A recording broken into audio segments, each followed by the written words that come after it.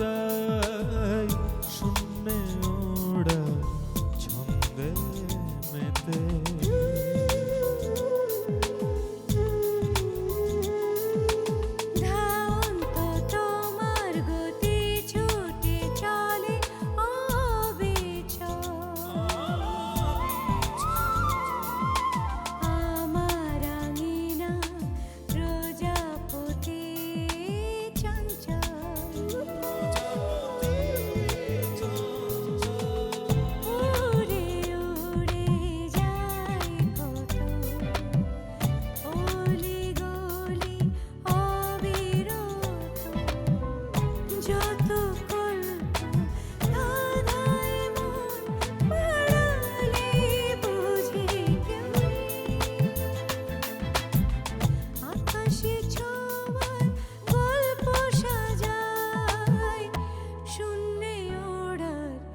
ছন্দে মেতে।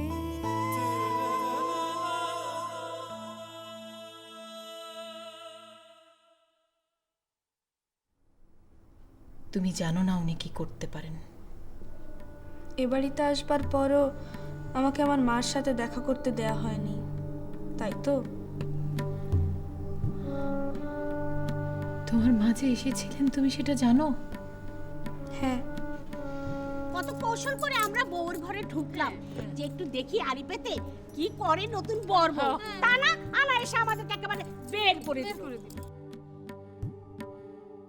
হলুদ মেঘ আয় বরণডালা নিয়ে। আমি তো কয়েকদিনের মধ্যে মারা যাব। কেন মারা যাবে? আমার রক্তে সমস্যা। আচ্ছা তুমি এই বিষয়টা নিয়ে এত ভাবছো কেন বলো তো? যে ওষুধ তোমাকে দিয়েছি কাজ না হয়ে যাবেই না। আচ্ছা বলো, তোমার কথা বলো। বলছি, কাল রাত্রিরে আমি বিয়ে সেরে যখন ওই মোটর মালিক সমিতির অফিসের সামনে দিয়ে যাচ্ছিলাম, তখন ওই সাহাবেটার সাথে আমার দেখা। ও নিজে থেকে আমাকে ডাকলো তোমার বিষয়ে খোঁজ খবর নেবার জন্য। আমার বিষয়ে খোঁজ নেওয়ার জন্য? কি খোঁজ করে ও? ওই যে নমিনেশনের ব্যাপারে। কিরকম? আরে ও জানতে পেরেছে তুমি নমিনেশনের জন্য দৌড়াচ্ছ। কেন? দাদা আমার কি? না প্রতুল, ভুল করো না। তুমি আর ওই সাহাবেটা যদি নমিনেশনের জন্য একই সাথে দৌড়াদৌড়ি করো, তখন মাঝখানে কি হবে? মাঝখানে অন্য কেউ এসে ওই নমিনেশনের দইটা চেটে পুটে খেয়ে ভেঙে যাবে। তো তো তোমরা দুজনে মিলে একটা দর কষাকষি করে ফেলো। তুমি নিজে ওকে দর কষাকষির কথা বলেছো? আমি ওকে দরের কথা বলতে যাব কেন বলো তো? ও তো নিজে থেকে আমাকে ডেকে কথাটা বললো।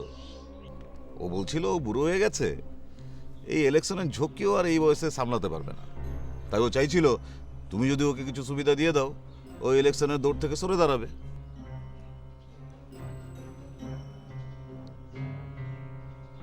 কি সুবিধা চাইও আমার কাছে?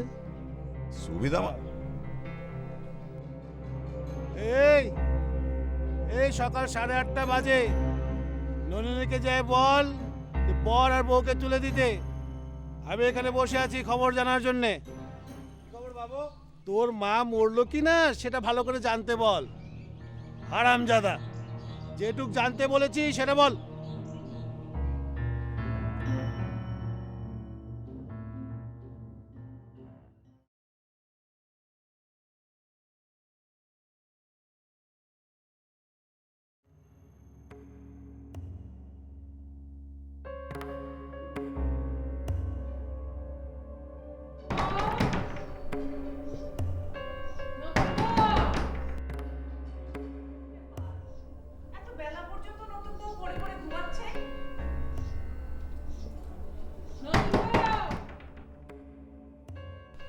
আমি বলছিলাম কি, ধরো গিয়ে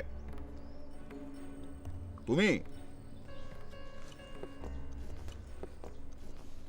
ওই বাসের রুটটা ওকে ছেড়ে দিলে, আর লঞ্চের রুটটা তোমার হাতে রেখে দিলে। ওরে বাবা, এত সুবিধা নাকি? হ্যাঁ, এটা কি মোয়া? এই আমার লঞ্চ 5টা আর ওর একটা। এখানে তো আমার সাথে এমনিতেই ফাইটে পারবে না। আর আমার মোটর হচ্ছে গিয়ে 9টা আর ওর 18টা। হ্যাঁ, এখানে যদি ও আমার সঙ্গে ফাইট দিতে যায় ওর এমনিতে জিব্বা বেরিয়ে যাবে। বাবা, ভালো বুদ্ধি পেতেছো। হ্যাঁ, একটা লঞ্চের জায়গায় আমি আমার 9টা মোটর পানিতে ভাসিয়ে দেব। ও আমাকে দর কষাকষি করে ঠকাতে চায় না মোয়া। তাহলে নমিনেশনটা যে তোমার। তাছাড়া তুমি ধরো গিয়ে প্রথমে কথা দিলে, তারপর কাগজে কলমে না হয় হলো, কিন্তু তারপর তুমি ঘুরঘুরান্তি করলে। তুমি যদি বিট্রে করো তাহলে সাহাব এটা কিছু করতে পারবে বলো? ওর গায়ের জোর কি তোমার চেয়ে বেশি?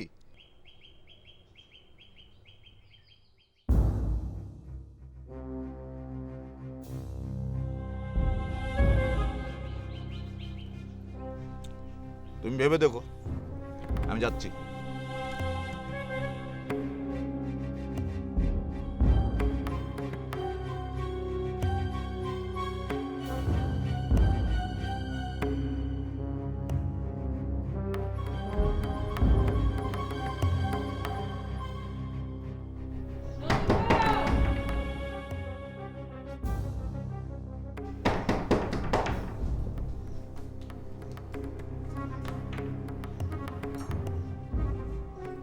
শোনো দেখি,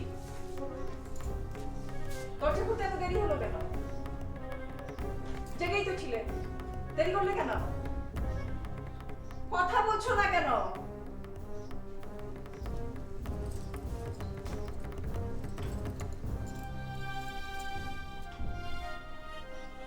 এই মেয়ে, এদিকে আসো, এদিকে আসো। রাতে কখন ঘুমিয়েছিলে? কি ব্যাপার, কথা বলছো না কেন? ঘুম বোধহয় এখনো কাটেনি না? রাতে ভালো মতো ঘুম হয়েছিল বউ? যা তো, ওদিকে গিয়ে দেখ।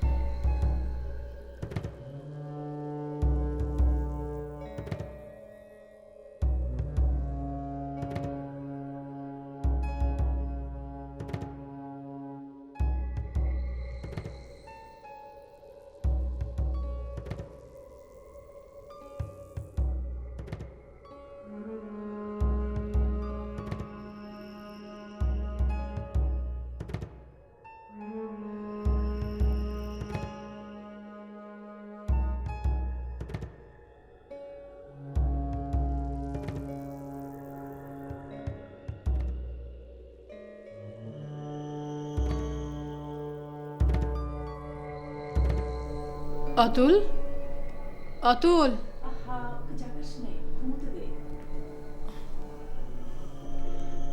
বউ বলো তো কি হয়েছিল রাতে? আচ্ছা, ঘুমিয়েছিলে কখন? শুয়েই তো ঘুমিয়ে পড়েছিলাম।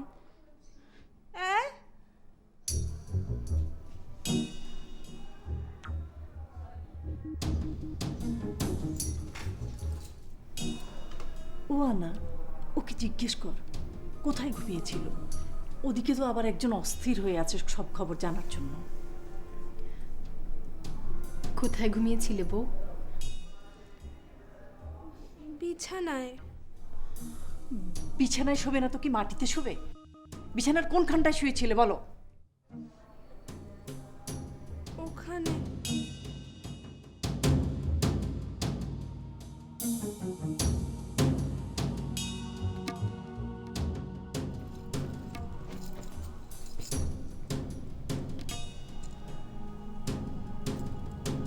যা তো।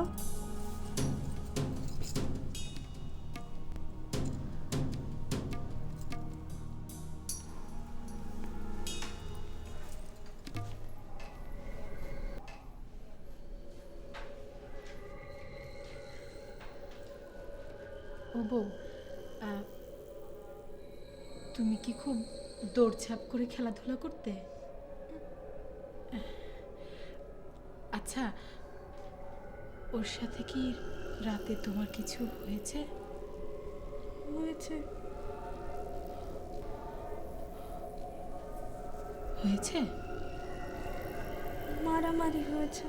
কি মারামারি? আমার ছেলেকে মেরেছে?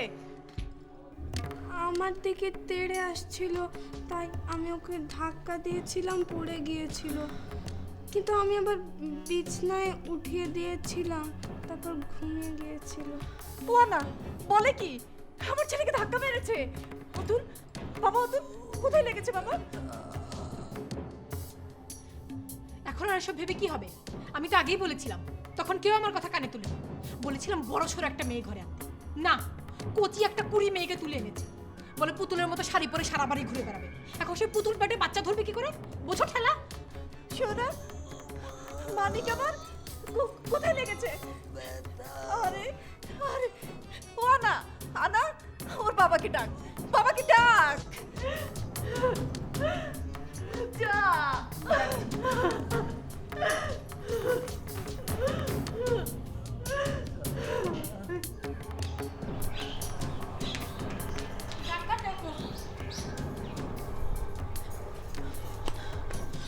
ডাক্তার ডাকো। কেন, ডাক্তার দিয়ে পরীক্ষা করাতে হবে নাকি? না, তোমার ছেলের অবস্থা ভালো না। মানে ওষুধের কাজ হয়নি? ভুলে যাও না ওসব, তোমার নিজের ছেলে তো না। ছেলেটার উপর একটু দয়া করো। এমনিতেই ছেলেটা অসুস্থ, তার উপর তুমি কি সব খাই ওর বিপদ আরো বাড়িয়ে দিয়েছো। শরীরটা এখন এত খারাপ, কেমন কেমন করছে। তুমি ডাক্তার ডাকো। তুমি কেন বুঝতে পারো না দুনিয়ার কোনো ওষুধেই তোমার ছেলে কোনোদিন সুস্থ হবে না? না হবে, ও সুস্থ হবে, ওকে সুস্থ হতেই হবে।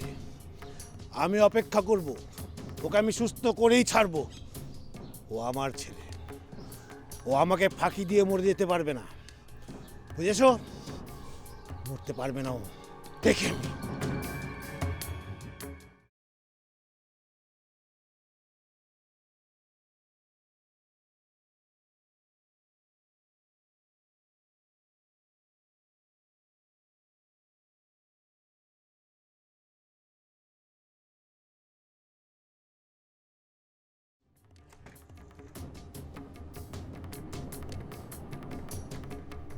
ডাক্তার নমস্কার।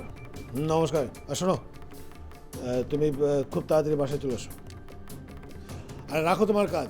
আমি তোমাকে যাই বলি তুমি সেটা করো। তুমি খুব তাড়াতাড়ি আমার বাসায় চলে এসো। হ্যাঁ হ্যাঁ, শরীরটা খুব খারাপ, তাড়াতাড়ি করো। হুম।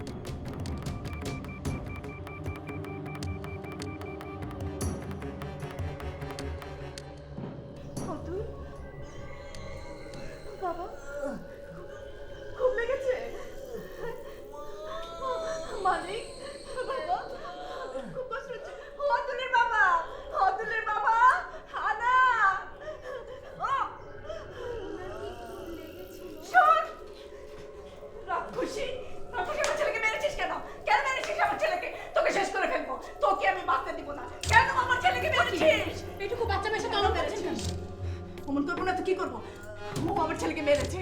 ওকে ওকে আমি চোখের সামনে থেকে সরা সরা সরা। আপনি শান্ত হন। সরাচ্ছি। সে কি? যা ডাক্তার ডাক, যা। ডাকছি, ডাক্তার ডাকছি। আপনি একটু শান্ত হন, এত অস্থির। বই সমস্যা। বাবা, আমার বাবা মানিক, মানিক খুব কষ্ট হচ্ছে। মানিক, আমার মানিক।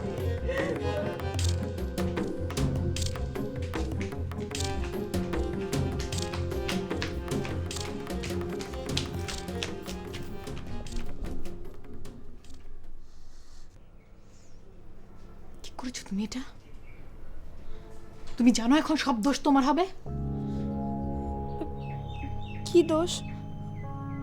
আর যদি ছেলেটা মরে যায়, আর পুতুলবাবু যদি জানতে পারে যে তুমি কাল রাতে ওকে ধাক্কা মেরে ফেলে দিয়েছিলে, তাহলে তো সব দোষ তোমার ঘাড়ে চাপিয়ে।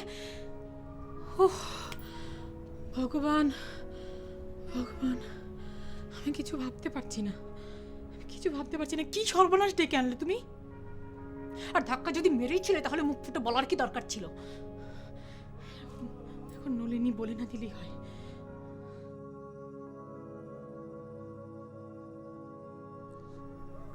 আমি কি খুব ভুল কিছু করেছি? রাত্রেবেলা ও যেভাবে তেড়ে এলো, সেটা তুমি কাকে বলবে, কাকে বোঝাবে?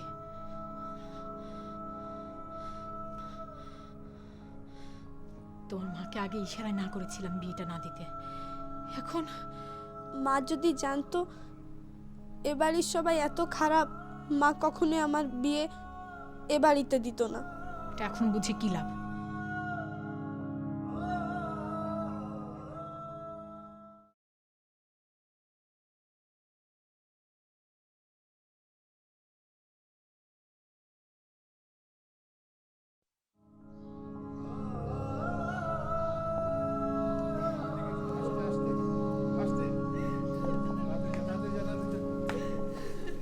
আমিও যাব, আমাকে নিয়ে চলো। মেয়েদের বাইরে যাওয়াটা আমি একদম পছন্দ করি না। আমার যাও ভেতরে ছেলে যাও। তো আমি তো যাচ্ছি হাসপাতালে। হ্যাঁ, মেয়েটা কোথায়? আনার কাছে। এত বড় সাহস, আমার ছেলের গায়ে হাত তোলে, ওকে কাছে ফিরতে দেয় না। ও ভেবেছে কি নিজেকে? আপনি যান, হাসপাতালে যান, আমার আমি ছেলেকে হাসপাতাল থেকে একটু বাঁচান। বাইরে যাব, শুনেছো? আমি হাসপাতাল থেকে একটু বাইরে যাব, ফিরতে রাত হবে। মেয়েটাকে ভালো করে আটকে রাখবে, আমি পরে এসে কথা বলবো। হ্যাঁ, ওকে ভালো করে বুঝাও, উত্তরাধিকার আমার চাই চাই, কোন রকম নখ নামে সহ্য করবো না। যাও ভেতরে।